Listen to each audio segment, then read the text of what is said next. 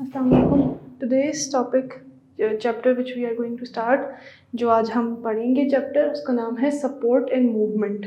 ये एक 3 series of lecture में डिवाइड किया हुआ है. आज हमारा फर्स्ट लेक्चर है इसका, सपोर्ट एंड मूवमेंट. हमेशा जब भी आप कोई चैप्टर पढ़ते हैं तो सबसे पहले आपने ये देखना होता है कि उस चैप्टर का मतलब क्या है, उस चैप्टर में हम पढ़ेंगे क्या क्या, ताकि आपको एक आइडिया हो कि आपने इस चैप्टर को पढ़ के आपको क्या आएगा, इस चैप्टर को पढ़ने का फ़ायदा क्या है.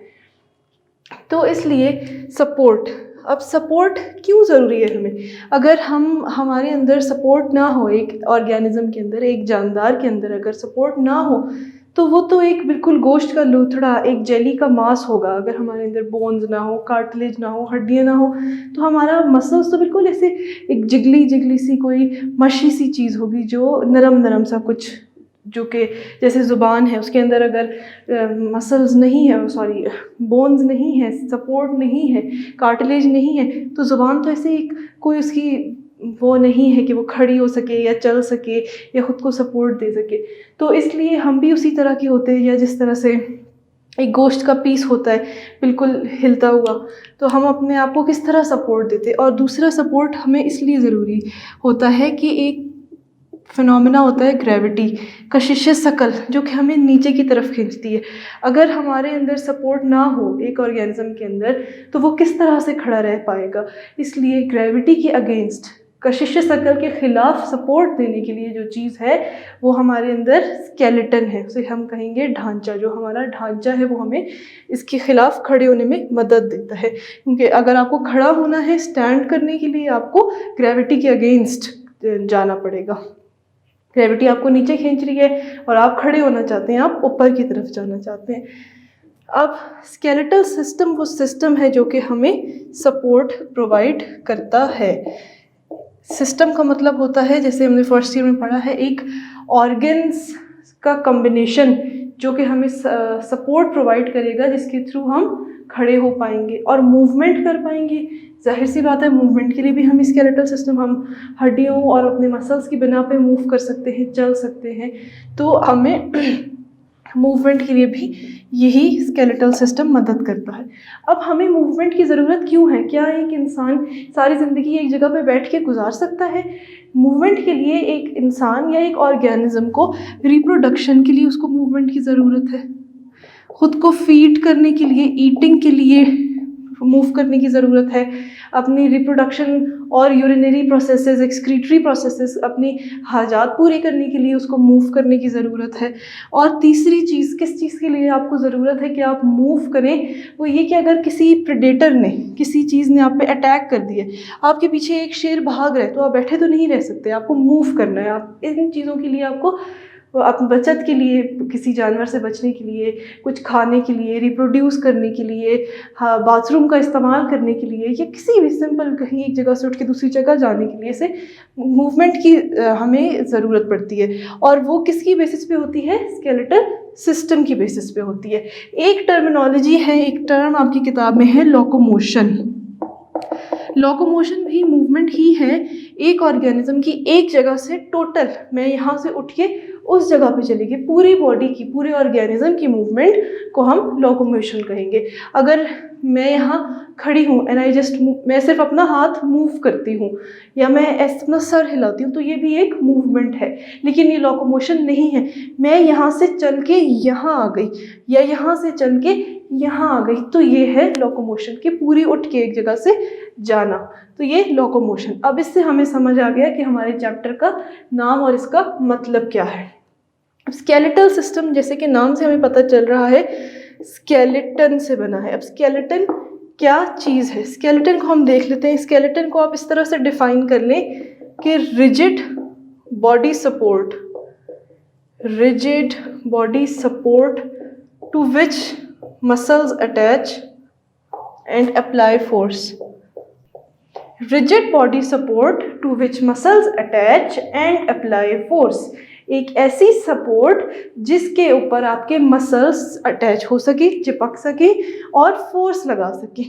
और वो सपोर्ट क्या होगी, हमारी हड्डियाँ, जैसे ये एक हड्डी है और इस पर ये मसल्स लगे हुए हैं, इस हड्डी पे ये मसल्स लगे हैं तभी तो मैं हाथ मूव कर सकती हूँ। अगर ये मसल्स ऐसे ही होते या हड्डी सिर्फ यूं ही होती तो मूव ना कर सकते। तो एक इंटीग्रेटेड, एक आपस में कोऑर्डिनेशन से चलने वाला सिस्टम, जो कि आपस में एक दूसरे से ताल्लुक़ रखे हुए है, ऐसा सिस्टम है स्केलेटल सिस्टम, जिसमें बोन्स, मसल्स और कार्टिलेज का एक आपस में ताल्लुक़ है। अब हम देखते हैं, उस डिस्कशन पे भी जाएंगे कि बोन क्या है, कार्टिलेज क्या है, बोन कैसे बनी होती है, कार्टिलेज कैसे बनी होती है। उससे पहले हम देख लेते हैं कि स्केलेटन कितने टाइप्स के होते हैं, किस तरह होते हैं। स्केलेटन के 3 टाइप्स होते हैं। दुनिया में हज़ारहा ऑर्गेनिजम्स हैं, तो हर ऑर्गेनिज्म में इन 3 टाइप में से किसी एक किस्म का स्केलेटन होगा। Hydroskeleton, endoskeleton, exoskeleton. Hydroskeleton, hydro जैसे कि मैंने पिछले एक लेक्चर में बताया, जहाँ ये लफ्ज़ आए उसका मतलब पानी या फ्लूइड। तो हाइड्रोस्केलेटन लोअर लेवल के ऑर्गेनिजम्स जैसे मोलस्क हो गए, इनके अंदर प्रेजेंट होता है, या हाइड्रा या जो लोअर बिल्कुल फाइलम के एनिमल्स होते हैं उनके अंदर ये प्रेजेंट होता है। अब उनमें क्या, जैसे पोरफाइरिया है, अब पोरीफेरा जो फाइलम है उसके जो ऑर्गेनिजम्स हैं, पोरीफेरा उसके जो ऑर्गेनिजम्स हैं उसके अंदर हाइड्रोस्केलेटन प्रेजेंट होता है। हाइड्रोस्केलेटन में क्या होता है, एक फ्लूइड फिल्ड कैविटी होती है जो उस ऑर्गेनिज्म को सपोर्ट देती है। उसमें कोई हड्डी, कोई कार्टिलेज नहीं होती, उनमें एक फ्लूइड फिल्ड, पानी से भरी हुई एक कैविटी होती है जो कि उस ऑर्गेनिज्म को, उस जानदार को सपोर्ट देती है। अब एंडोस्केलेटन कौन सा होता है? एंडोस्केलेटन वो स्केलेटन होता है जिसमें आपके जिस्म के अंदर सपोर्ट सिस्टम प्रेजेंट हो और उस पर मसल्स अटैच हो। मैमल्स, मैन, हम में एंडोस्केलेटन मौजूद होता है, फिश में भी एंडोस्केलेटन होता है। फिर है एक्सोस्केलेटन। एक्सो का मतलब क्या है? एंडो का मतलब होता है, हमेशा जब लफ्ज़ एंडो आए इसका मतलब होता है इनर, और एक्सो का मतलब क्या होता है? आउटर। तो आउटर स्केलेटन, एक्सोस्केलेटन क्या होता है कि जिनका स्केलेटन बाहर हो और मसल्स अंदर हो। जैसे इसमें एग्जांपल ले लें आप कॉकरोच की, जो कि आर्थ्रोपोड फाइलम से बिलोंग करता है। आर्थ्रोपोड फाइलम के जो स्पीशीज़ हैं, जो ऑर्गेनिजम्स हैं, उनके पास एक्सोस्केलेटन होता है और वो अक्सर काइटिन से बना होता है। तो ये डिफरेंट एग्जांपल्स हो गई, डिफरेंट टाइप्स स्केलेटन की हो गई, हाइड्रोस्केलेटन, एक्सोस्केलेटन और एंडोस्केलेटन। अब एंडोस्केलेटन हम वर्टिब्रेट्स में होता है, मैमल्स में, ह्यूमन जो है उसमें आगे मैमल्स में, और डिफरेंट हायर फाइलम जिनके अंदर वर्टिब्रल कॉलम होता है। अब हमारी डिस्कशन होगी एंडोस्केलेटन के ऊपर, जो कि ह्यूमन का स्केलेटन है। लेकिन उससे पहले डिस्कस कर लेते हैं कि स्केलेटल टिश्यू क्या चीज़ है। स्केलेटल टिश्यू वो सेल्स का मजमुआ, that collection of cells which make up the skeletal system is known as skeletal tissue. अब स्केलेटल टिश्यू में क्या क्या चीज़ें आती हैं? बोन्स और कार्टिलेज। अब हम इन दोनों को एक दफ़ा डिटेल में देखेंगे। बोन्स और cartilage make up your skeletal tissue, इनसे आपका स्केलेटन बनता है। अब कुछ ऐसे ऑर्गेनिजम्स होते हैं जिनका कार्टिलेज सिर्फ और सिर्फ, जिनका स्केलेटन कार्टिलेज से बना होता है। जैसे कि कुछ फ़िश हैं, कुछ फ़िश की स्पीशीज़ हैं, कुछ इस तरह की मछलियाँ हैं जो कि सिर्फ उनका स्केलेटन, उनके ढांचे में सिर्फ कार्टिलेज होती है। इसी तरह जो हम मछलियाँ खाते हैं उनके कांटे कितने नरम से होते हैं, तो वो कार्टिलेज के बने होते हैं। और मोस्ट ऑफ द ऑर्गेनिज्म, और ख़ास करके ह्यूमन में क्या होता है कि हमारा स्केलेटन बोन से बना होता है और कुछ जगहों पे कार्टिलेज मौजूद होता है। या फिर इस तरह से होता है कि जब आपकी पैदाइश नहीं हुई होती है, जब पैदाइश हो जाती है तो कुछ पहले कार्टिलेज बनता है और फिर बोन उसको रिप्लेस कर लेती है। कुछ चीज़ें कार्टिलेज ही रहती हैं और वो आहिस्ता आहिस्ता जैसे आप बड़े होते जाते हैं, बोन उसको आके रिप्लेस करती जाती है, यानी कि उसकी जगह पे आके वो उसे बदलती जाती है। एक चीज़ आपकी स्केलेटल टिश्यू कार्टिलेज से बोन में तब्दील होता जाता है। तो बोन्स और कार्टिलेज दो स्केलेटल टिश्यू के एलिमेंट्स हैं। अब हम बोन की डिस्कशन कर लेते हैं कि बोन का स्ट्रक्चर कैसा है और कैसे बनी होती है, बोन कितनी टाइप्स की होती है। अब बोन जो है उसे एक कोई भी हड्डी, बोन उसका एक आउटर पार्ट होगा और एक इनर पार्ट होगा, यानी एक बाहर वाला हिस्सा जो कि होगा कॉम्पैक्ट बोन। कॉम्पैक्ट का मतलब है मजमुआ, जमा एक जगह पे, तो ये एक सख्त किस्म का हिस्सा होगा, हार्ड बोन होगी। और बोन के अंदर वाला जो हिस्सा इनर पार्ट है वो स्फंजी बोन है। ये आउटर पार्ट और ये inner part, compact bone, spongy bone, compact outer part, spongy inner part. अब हम कॉम्पैक्ट बोन के इस आउटर पार्ट को डिस्कस करते हैं। कॉम्पैक्ट बोन, कॉम्पैक्ट बोन का स्ट्रक्चर किस तरह से होता है? कॉम्पैक्ट बोन हार्ड होती है, जैसा कि हमने डिस्कस किया, आउटर होती है, कॉम्पैक्ट होती है।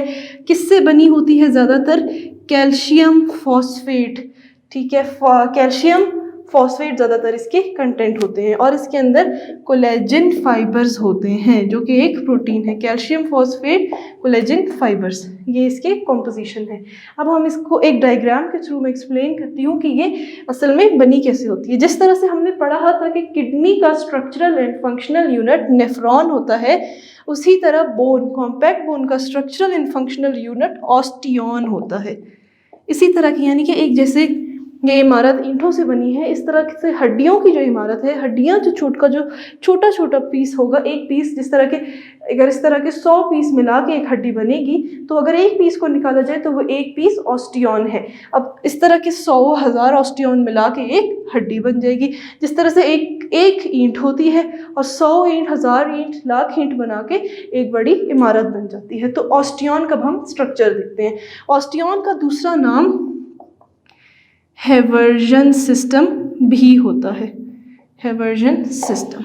अच्छा जी, अब मैं पहले डायग्राम बनाती हूँ और फिर मैं सारा एक्सप्लेन करती हूँ, इसको समझाती हूँ। तो ये जो मैं बना रही हूँ ऑस्टियन का या हेवर्जन सिस्टम का स्ट्रक्चर। लेक्यूना के अंदर होते हैं ऑस्टियोसाइट्स, ऑस्टियोसाइट और इस सेंट्रल कैनाल को कनेक्ट कर रहा होता है, इनको जोड़ रहा होता है कैनेलिकुलाई,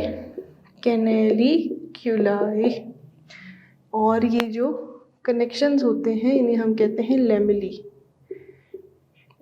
अच्छा जी, तो कॉम्पैक्ट बोन के अंदर क्या होता है कि जो बीच का हिस्सा होता है उसे सेंट्रल कैनाल या हेवर्जन कैनाल कहते हैं। उसके अंदर से आर्टरीज, वेन्स, जो कि ब्लड वेसल्स है या नर्व, जो उस बोन को सप्लाई कर रही होती है, उस बोन को खाना या मतलब कि ऑक्सीजन जो उसका खाना है, न्यूट्रिएंट्स ले जा रही होती है उसके पास, कैल्शियम फॉस्फेट, वो पास हो रही होती है।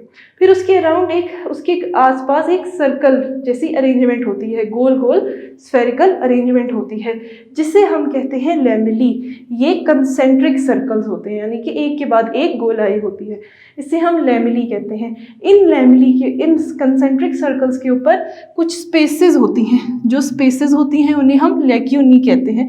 लेक्यूनी स्पेसेस होती हैं और उन स्पेसेस के अंदर सेल्स होते हैं जो बोन के सेल्स होते हैं, इन्हें हम ऑस्टियोसाइट्स कहते हैं। लेक्यूनी के अंदर ऑस्टियोसाइट्स जो लेक्यूनी के अंदर मौजूद होते हैं।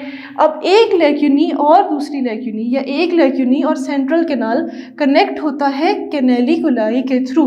कैनेलिकुलाई जोड़ रहा होता है दो लेक्यूनी को या फिर लेक्यूनी और सेंट्रल कैनाल को। ये हो गई सारी बात कॉम्पैक्ट बोन की। सेंट्रल कैनाल था, सेंट्रल कैनाल के अंदर आर्टरीज, वेन्स और नर्व्स थी, और उसके अराउंड कंसेंट्रिक सर्कल्स यानी कि गोलाई थी, जिसे हम लेमिली कहते हैं। उसमें मौजूद होती हैं रेगुलर अरेंजमेंट होती है, एक ख़ास मखसूस अरेंजमेंट होती है लेक्यूना की। लेक्यूना एक स्पेस है, लेक्यूना किसी स्पेस को कहते हैं, उसके अंदर ऑस्टियोसाइट्स प्रेजेंट होते हैं। ऑस्टियोसाइट्स लेक्यूना के अंदर प्रेजेंट होते हैं और लेक्यूना को कनेक्ट कर रहा होता है सेंट्रल कैनाल से कैनेलिकुलाई ये कनेक्ट कर रहा होता है दो लेक्यूनी को या फिर एक लेक्यूनी को सेंट्रल कैनाल से। ये स्ट्रक्चर हो गया आपका ऑस्टियन या हेवर्जन सिस्टम, जो कि structural and functional unit of bone है। यहाँ पे हमारी कॉम्पैक्ट बोन की डिस्कशन ख़त्म होती है। अब हम आते हैं स्फंजी बोन पे। स्फंजी बोन जो होती है ये सॉफ्ट होती है, बोन जैसे कोई हड्डी है, अगर ये हड्डी है तो इसके बाहर का जो स्ट्रक्चर है ये कॉम्पैक्ट बोन है, और जो अंदर की जगह है वो स्पंजी बोन है। स्पंजी बोन के अंदर ट्रेबिक्यूली होते हैं, ट्रेबिक्यूली होते हैं छोटे छोटे स्पेसेस, उन छोटे छोटे स्पेसेस को ट्रेबिक्यूली कहते हैं। वो एक लेटस लाइक अरेंजमेंट देते हैं। लेटस लाइक अरेंजमेंट मतलब जैसे गोभी की जैसी अरेंजमेंट होती है, गोलाई में और बीच में थोड़े थोड़े से सुराख और खाने, तो वहाँ पे ट्रेबिक्यूली होती हैं। ट्रेबिक्यूली के दरमियान में रेड बोन मैरो प्रेजेंट होता है, और रेड बोन मैरो का हमें पता है कि वो क्या करता है, बोन सेल्स बनाता रहता है, बोन की रीजनरेशन करता रहता है। और स्पंजी बोन के अंदर जो ऑस्टियोसाइट्स होते हैं, ऑस्टियोसाइट्स क्या होते हैं, बोन की जो सेल्स होते हैं वो इरेगुलर प्रेजेंट होते हैं, कोई इधर होगा, कोई यहाँ होगा, कोई यहाँ होगा, इधर उधर। लेकिन हमने देखा था कि कॉम्पैक्ट बोन में कंसेंट्रिक सर्कल्स के अंदर प्रेजेंट होते हैं ऑस्टियोसाइट्स, और वो भी लेक्यूना के अंदर। यहाँ पे हमने पढ़ लिया कॉम्पैक्ट बोन और स्पंजी बोन। इसके बाद डिस्कशन करते हैं हम कार्टिलेज की। कार्टिलेज से पहले एक पॉइंट डिस्कस कर लेते हैं कि टाइप्स ऑफ बोन सेल्स क्या हैं। Types of bone cells: osteocytes, osteoblasts, osteoclasts. जैसा कि मैंने आपको बताया कि जब हम रीनल लफ्ज़ यूज़ करते थे तो वो किडनी को रिप्रेजेंट करता था, वो किडनी के बारे में कोई बात होती थी। जब हम ऑस्टियो का लफ्ज़ यूज़ करते हैं तो वो बोन के बारे में बात होती है। जहाँ पे भी लफ्ज़ बोन यूज़ हो वहाँ पे ऑस्टियो, ऑस्टियो बोन। जहाँ पे लफ्ज़ ऑस्टियो आ गया इसका मतलब है वो किसी हड्डी से रिलेटेड कोई बात है, हड्डी के मुतालिक कोई बात है। साइट का मतलब हमें पता है, साइट का मतलब होता है सेल। ब्लास्ट का मतलब तोड़ने, जोड़ने वाला, किसी चीज़ को चिपकाने वाला, और क्लास्ट का मतलब तोड़ने वाला। तो ऑस्टियोसाइट्स वो सेल्स होते हैं जो कि ऑलरेडी मैच्योर बोन सेल्स होते हैं, जो कि मैच्योर बोन सेल्स थे, और ये हमने देखा लेक्यूनी में प्रेजेंट होते थे कॉम्पैक्ट बोन के अंदर, और स्पंजी बोन में इरेगुलरली प्रेजेंट होते थे ऑस्टियोसाइट्स। फिर है ऑस्टियोब्लास्ट। ऑस्टियोब्लास्ट वो सेल्स होते हैं जो बोन्स को बनाते हैं, जिनसे बोन्स की पैदाइश होती है, बोन सेल्स की पैदाइश होती है। ऑस्टियोसाइट बनाने वाले जो सेल होते हैं वो ऑस्टियोब्लास्ट होते हैं, इनसे ऑस्टियोसाइट्स बनते हैं। फिर ऑस्टियोक्लास्ट वो सेल्स होते हैं जो कि बोन को जाके तोड़ते हैं, उसमें से कैल्शियम और फॉस्फोरस ये चीज़ें निकालते हैं। हमें बोन को तोड़ने की ज़रूरत क्यों है? ये सेल्स खास किस्म के सेल्स होते हैं जो कि बोन को, हड्डी को तोड़ते हैं। यानी कि ऐसे तो नहीं है कि हड्डी को ऐसे तोड़ दिया और फ्रैक्चर कर दिया, जाके रादर वो बोन में इसको, बोन के तोड़ने के अमल को कहते हैं रिजॉर्प्शन। इसको आपने कभी भी कंफ्यूज नहीं करना रीएब्जॉर्प्शन से। रीएब्जॉर्प्शन किडनी में हो रही थी, वो थी कि किस तरह से हम न्यूट्रिएंट्स और आयंस, सोडियम क्लोराइड वगैरह ब्लड में नेफ्रॉन से किस तरह से वापस लेते हैं, ये है रिजॉर्प्शन। कैल्शियम वगैरह हम ऑस्टियोक्लास्ट के थ्रू किस तरह से वापस खून में लाते हैं। अब जब हमें, अगर बॉडी में कैल्शियम कम है इंसान के अंदर तो उसे कैल्शियम की ज़रूरत है, तो ऑस्टियोक्लास्ट सेल एक्टिवेट हो जाते हैं और बोन के अंदर से रिजॉर्प्शन यानी कि कैल्शियम को या फॉस्फोरस को निकालने का अमल ज़्यादा कर देते हैं। जब ये अमल ज़्यादा हो जाता है तो वापस ब्लड में कैल्शियम का लेवल बराबर हो जाता है। ये हमारी बोन सेल्स की डिस्कशन हो गई। इसके बाद हम देखते हैं कार्टिलेज। अब हमने पहली चीज़ पढ़ ली स्केलेटल टिश्यू की, बोन। अब दूसरी चीज़ कार्टिलेज। कार्टिलेज कैसे, क्या चीज़ होती है? कार्टिलेज बेसिकली बोन का ही एक कह लें हल्का वर्जन होता है, सॉफ्टर वर्जन होता है। बोन जितना स्ट्रॉन्ग नहीं होता, हड्डी जिस तरह से स्ट्रॉन्ग होती है वैसे स्ट्रॉन्ग नहीं होती। जॉइंट्स के एंड पे प्रेजेंट होती है, जहाँ पे हड्डियाँ दो हड्डियाँ मिलके जॉइंट्स बना रही है। जैसे ये एल्बो जॉइंट है, यहाँ पे दो हड्डियाँ मिलके एक जॉइंट बना रही हैं, तो इन दोनों हड्डियों के सरों पे प्रेजेंट होगी कार्टिलेज। फिर जो हमारी नोज़ है, जो नोज़ का फ्रंट वाला पार्ट है, ये भी कार्टिलेज है। जो ईयर्स हैं वो भी कार्टिलेज से बने हुए हैं। आपका एसोफेगस तो ट्रेकिया, सॉरी कट करें यहाँ से, जो आपका ट्रेकिया है वो भी कार्टिलेज से बना हुआ है। आपका एपिग्लॉटिस कार्टिलेज से बना होता है। लैरिंक्स के डिफरेंट पार्ट्स कार्टिलेज से बने होते हैं। तो इन जगहों पे कार्टिलेज प्रेजेंट होती है। कार्टिलेज सॉफ्ट क्यों होती है बोन से? वो इसलिए क्योंकि इसका जो मैट्रिक्स है, यानी इसके अंदर जो चीज़, सब्सटेंस, जो इसके बनाने वाली चीज़ें प्रेजेंट हैं वो जेल की तरह होती हैं, वो हार्ड नहीं होती, बोन में वो हार्ड होती हैं। तो इसका मैट्रिक्स जेल लाइक होता है। वो चीज़ जिससे बोन बनी हो, कार्टिलेज बनी हो, वो सॉफ्ट मैट्रिक्स होता है। और इसमें कोलेजन और इलास्टिक फाइबर्स होते हैं मगर कम होते हैं। इसमें कोलेजन फाइबर्स कम होते हैं, जो कि बोन के अंदर कोलेजन फाइबर्स ज़्यादा होते हैं, इसलिए वो सख्त होती है। और कार्टिलेज की एक और बात कि ये एवेस्कुलर होती है, यानी कि इसकी कोई ब्लड सप्लाई, इसमें खून की रवानी नहीं होती है। इसलिए अगर आपकी कार्टिलेज टूट जाए, कार्टिलेज ख़राब हो जाए, तो उसकी हीलिंग, उसकी इंजरी दोबारा जल्दी ठीक नहीं होती। बोन फ्रैक्चर हो जाए तो वो ठीक हो जाती है, मगर कार्टिलेज को ठीक होने में बहुत टाइम, बहुत अरसा लग जाता है, क्योंकि उसकी ब्लड सप्लाई कम है, तो उसको न्यूट्रिएंट्स, उसको ग़िज़ा कौन पहुँचाएगा। इसके बाद हम डिस्कस कर लेते हैं कि टाइप्स क्या हैं कार्टिलेज की। कार्टिलेज की 3 टाइप्स हैं: हाइलाइन कार्टिलेज, फिब्रो कार्टिलेज और elastic cartilage. Hyaline cartilage, fibro cartilage और इलास्टिक कार्टिलेज। ये हमने स्केलेटल टिश्यू के एलिमेंट्स, बोन और कार्टिलेज की एक डिस्कशन कर ली। इसके बाद हम डिस्कस करेंगे कि ह्यूमन स्केलेटन, जो कि हमारा मेन मकसद है, वो कैसे बनता है, उसमें कौन सी बोन्स होती हैं, क्या बोन्स कहाँ होती हैं। तो ह्यूमन स्केलेटन को पढ़ने के लिए हम अपने आप से ही शुरू करते हैं, हेड से फुट तक जाएंगे। अब हम अगर हेड से शुरू करें तो ये जो है, ये हमारा स्कल है, इसे हम कहेंगे स्कल। ये वाला हिस्सा जो है इतना, इसे स्कल या क्रेनियम कहेंगे। अब क्रेनियम या स्कल कितनी बोन से बना होता है वो हम देख लेते हैं। कुछ बोन्स हैं जिनके नाम आपको किताब से याद करने होंगे। मैं आपको बता सकती हूँ कि कौन सी बोन, कौन सी हड्डी कहाँ होती है। तो अब स्कल जो है, जो कि हमारा क्रेनियम है, ये बना होता है, इसमें 4 अनपेयर्ड और 2 पेयर्ड बोन्स होती हैं, यानी कि 2 बोन्स के लेफ्ट और राइट होते हैं, बाकी बोन पूरी एक ही होती है। अब हम देखते हैं, फ्रंटल बोन पहली अनपेयर्ड बोन, पेराइटल बोन ये फ्रंटल बोन, ये पेराइटल बोन, 2 बोन्स हो गई, ये पेराइटल राइट, ये पेराइटल लेफ्ट, ये पेयर्ड। फिर स्फीनॉइड बोन, एथमॉइड बोन आपकी थोड़ी, मैं आपको यहाँ से नहीं बता सकती, मगर आंख के अंदर की तरफ ऊपर को होती है एथमॉइड बोन, और नाक के इस तरफ को। Ethmoid bone, frontal bone, sphenoid bone, parietal bone, और पीछे को करके ऑक्सीपिटल बोन, जो कि अनपेयर्ड होती है, और इस तरफ की जो बोन है ये टेम्पोरल बोन।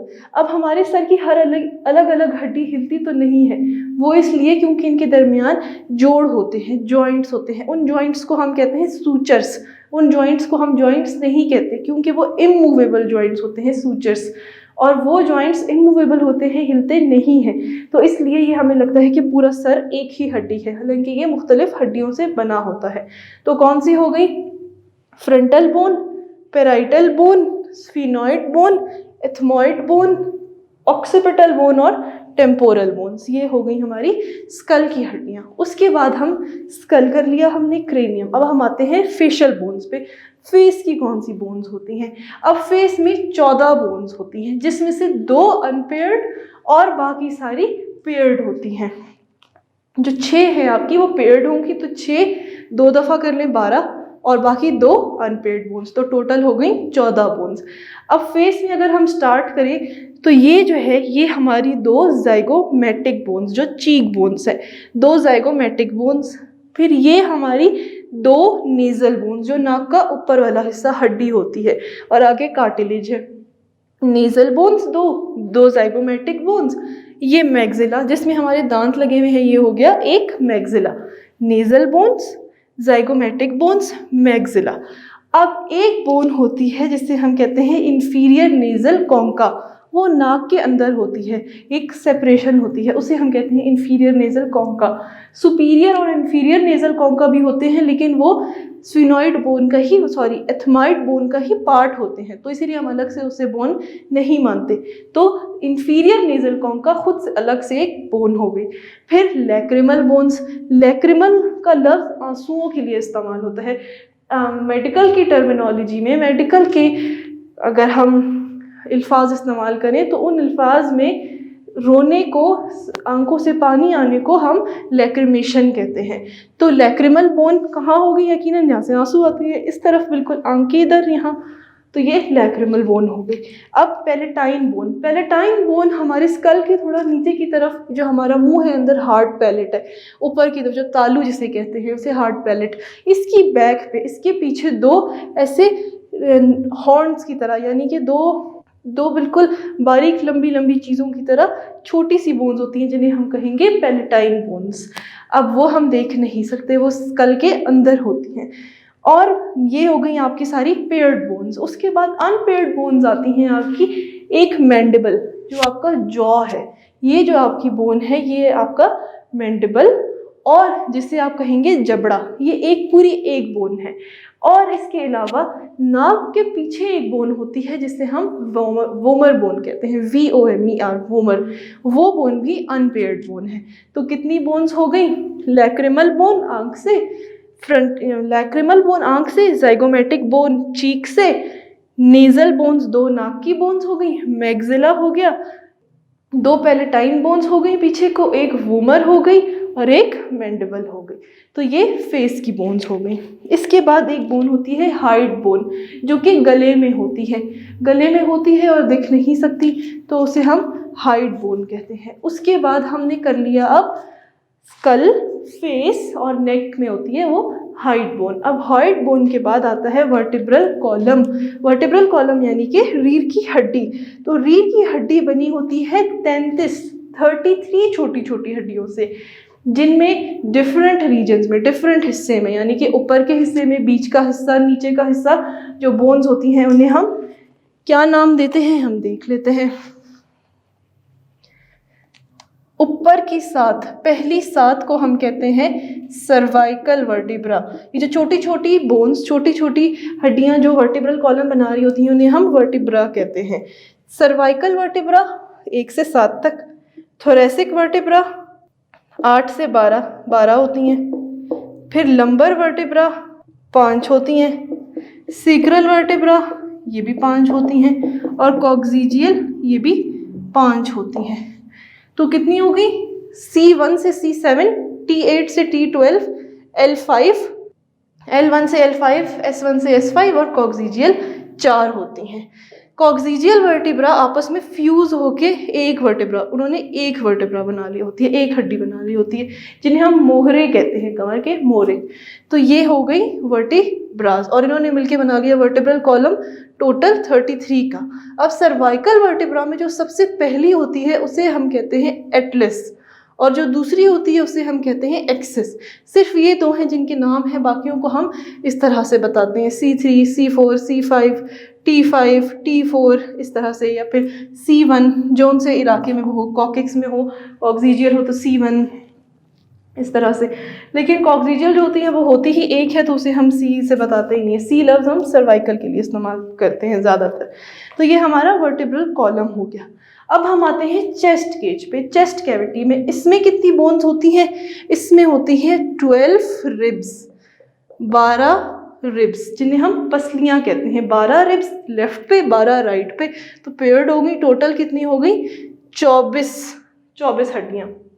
और एक हड्डी जो बीच में यहाँ होती है इसे हम कहते हैं स्टर्नम। इस बोन का नाम होता है स्टर्नम। ये एक बोन होती है।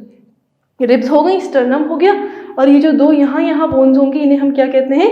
क्लेविकल। दो क्लेविकल, राइट और लेफ्ट, क्लेविकल, स्टर्नम और रिब्स हो गई हमारी चेस्ट केज की जो बोन्स होती हैं। अब जो इसमें नीचे वाली रिब्स होती हैं 8th, 9th और 10th, उन्हें हम फॉल्स रिब्स कहते हैं, और 11th और 12th को हम फ्लोटिंग रिब्स कहते हैं।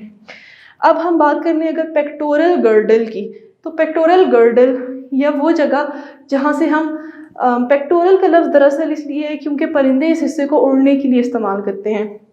तो ये पेक्टोरल गर्डल जो है ये किससे बना होता है? एक बोन होती है जिसे हम कहते हैं स्कैपुला, ये हड्डी जो शोल्डर ब्लेड है, ये हड्डी स्कैपुला, ये बड़ी हड्डी ह्यूमरस, ये वाली हड्डी ह्यूमरस, ये इनके दरमियान में एक जॉइंट होता है। तो ये बन गया आपका शोल्डर गर्डल, कंधे का गर्डल जिससे आप मूव करें। अच्छा जी, पेक्टोरल गर्डल। अब पेक्टोरल गर्डल में क्या आ गई, इसमें भी हम क्लेविकल, ये ह्यूमरस और ये स्कैपुला, इन तीन के मिलाप से बन गया पेक्टोरल गर्डल। उसके बाद आता है फोर लिम्ब, ये पेक्टोरल गर्डल, ये फोर लिम्ब जो आगे वाले लिम्स हो, आगे वाले हाथ हो। फोर लिम्ब किससे बना है, एक ह्यूमरस बोन, फिर नीचे रेडियस और अल्ना बोन, दो बोन्स हो गई, और फिर हाथ में हमारे ये जो छोटी छोटी बोन्स होती हैं इन्हें हम कहते हैं मेटाकार्पल्स, कार्पल्स और फेलिंजिस। यहाँ पे कार्पल बोन्स, यहाँ पे ये मेटाकार्पल बोन्स, और उंगलियों की जो बोन्स होती हैं उन्हें हम कहेंगे फेलिंजिस। तो क्या हो गया, humerus, radius, ulna, carpals, metacarpals और फेलिंजिस। अब कार्पल्स कितनी होती हैं, 8 कार्पल्स, 8 कार्पल्स होती हैं, 5 मेटाकार्पल्स होती हैं, और हर उंगली में 3 फेलिंजेस होती हैं, हर उंगली में 3 फेलिंजेस और अंगूठे में 2। ठीक, तो एक हाथ में कितनी फेलिंजेस हो गई, हर उंगली में 3, 4 उंगलियां तो कितनी, 12, और अंगूठे में 2 तो 15, 16 फेलिंजेस एक हाथ में, 16 दूसरे में, तो 32 फेलिंजेस। एक हाथ में 5 मेटाकार्पल्स, दूसरे हाथ में भी 5, एक हाथ में 8 कार्पल्स, दूसरे हाथ में भी 8 कार्पल्स। तो ये हमारा फोर लिम्ब हो गया। अब इसके बाद हम डिस्कस करते हैं पेल्विक गर्डल को। ये नीचे का जो आपका जॉइंट होता है इसे हम कहेंगे पेल्विक गर्डल। गर्डल असल में लफ्ज एक रिंग जैसी चीज, तो पेल्विक गर्डल एक रिंग जैसी चीज किससे बनती है, ये हिप बोन, एक हिप बोन और दूसरी साइड की हिप बोन ने मिलके और आगे प्यूबिक सिम्फिसिस जो कि इन बोन्स का ही हिस्सा होता है, उससे बन जाता है पेल्विक गर्डल। तो पेल्विक गर्डल में कौन सी बोन होती है, हिप बोन, और नीचे की तरफ से कौन सी बोन आ रही होती है, फीमर, जो टांग की सबसे लंबी, बॉडी की सबसे लंबी हड्डी जो है वो फीमर, ये फीमर बोन, और ये 2 हिप बोन और फीमर बोन। और पीछे की तरफ से, कमर की तरफ से, रीढ़ की हड्डी की तरफ से कॉकिक्स और सेक्रल वाला पार्ट वर्टेब्रल कॉलम का, ये वाला हिस्सा, कॉकिक्स और सेक्रल वाला पार्ट, हिप बोन और फीमर मिलके बना देते हैं पेल्विक गर्डल। पेल्विक गर्डल जो ऊपर था पेक्टोरल गर्डल, नीचे वाला pelvic girdle, pectoral pelvic girdle. अब हम पढ़ते हैं लोअर लिम्ब को। हमने अपर लिम्ब पढ़ लिया, अब हम पढ़ेंगे लोअर लिम्ब। ऊपर वाला जो था, जो हाथ का था, वो क्या था, फोर लिम्ब या अपर लिम्ब, और नीचे का जो था वो लोअर लिम्ब या हाइंड लिम्ब। अब हाइंड लिम्ब में कौन सी हड्डियां हैं, हाइंड लिम्ब में है फीमर, फीमर से नीचे फिब्युला, और फिब्युला के साथ टिबिया, फीमर, फिब्युला, टिबिया। और पाँव में क्या हड्डियां होंगी, जिस तरह हाथ में कार्पल्स थी तो पाँव में होंगी टार्सल्स, वहाँ मेटाकार्पल्स थी तो यहाँ मेटाटार्सल्स, वहाँ भी फेरिंजिस, यहाँ भी उंगलियों में फेरिंजिस। तो क्या हो गया, टार्सल्स, मेटाटार्सल्स और फेरिंजिस, पाँव की हड्डियाँ। और हाइंड लिम्ब में कौन सी हड्डियाँ हो गई, femur, tibia, fibula, femur, tibia, fibula, ये हड्डियाँ टांग की हड्डियाँ या फिर लोअर लिम्ब या हाइंड लिम्ब की हड्डियाँ। तो इस तरह से हमने skull, face, chest cavity, pectoral girdle, upper limb, pelvic girdle, vertebral column, hind limb, hand और फुट की सारी हड्डियाँ डिस्कस कर ली। यहाँ पे ह्यूमन स्केलेटन का इख्तिताम होता है।